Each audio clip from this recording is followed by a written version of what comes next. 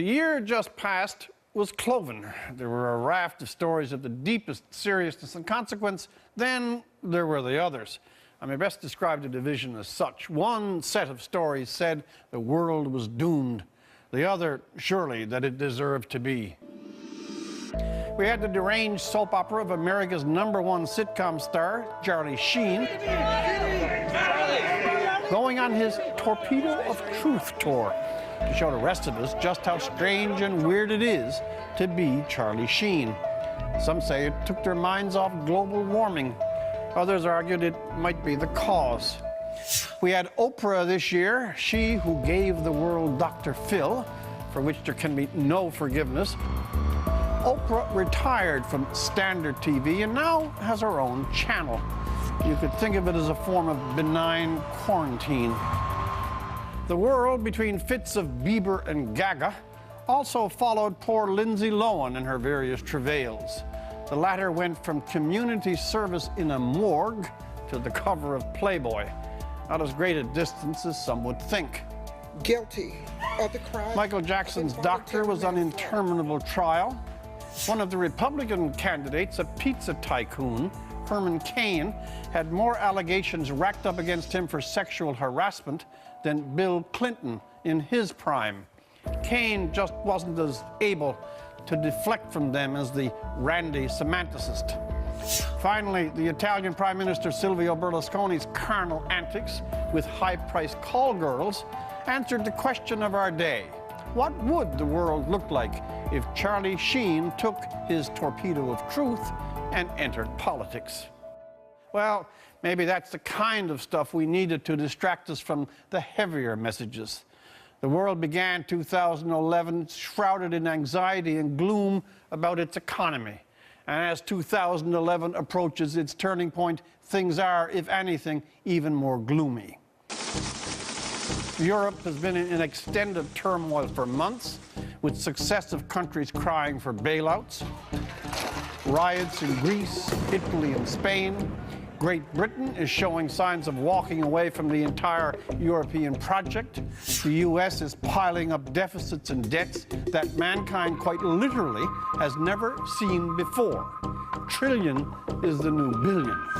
China is reckoned to be on a bubble itself, and there are only a few places, Canada being one, that have a sense of being spared the worst for now and perhaps shielded from whatever darkness may be coming our way next year. It was, too, in many ways, a milestone year. The U.S. just days ago officially ended its campaign in Iraq during the 10th anniversary year of the Twin Tower attacks. It's a muted end, for now, to what was an extremely contentious campaign from the very beginning. Meantime, Canada announced the end of its combat mission in Afghanistan.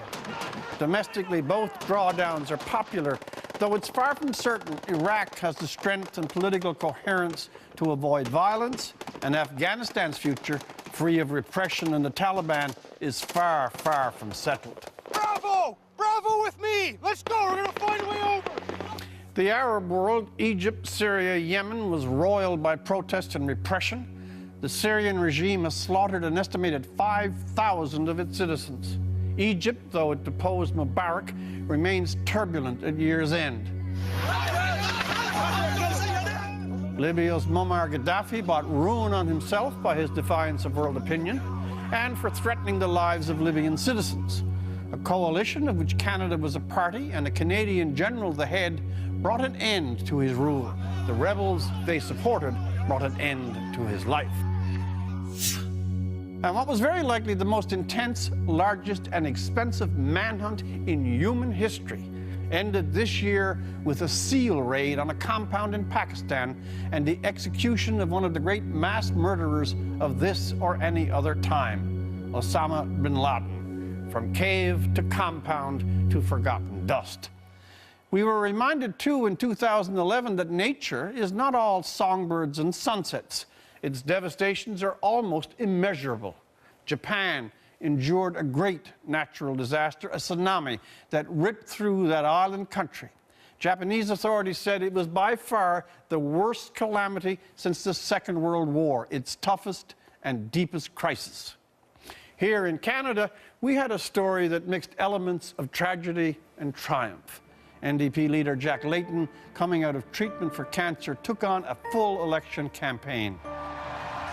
He crisscrossed the country with energy and passion.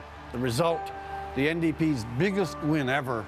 But very shortly after, there was a second bout of illness, and Mr. Layton died. A great wave of national grief showed the regard he was held in. And friends, I have to say it, a strong, stable, national majority Conservative government. The election was also a milestone for Stephen Harper, finally winning his majority. For the Liberals, it was devastation. They plummeted to third place in the Commons. Their leader, Ignatieff, lost his seat and instantly left the game. He left Canadian public life more abruptly and completely than he entered it. The Liberal Party lost a lot of ground, but an even more venerable institution may have taken some back. The British monarchy staunched its decline with that perennial winner, a royal wedding. The young couple then showed perfect taste by, in effect, choosing this country, Canada, as its honeymoon site. The young pair, particularly Kate, as she has become known, won the attention and affection of even die-hard anti-monarchists. Vancouver had a disgusting riot over nothing but a hockey game. The police there took forever to get around to laying even a single charge. There was also here in Canada a copy of the Occupy Wall Street movement of the US. It was a mix of idealism, directionless protest, and eventually something of a mess as well.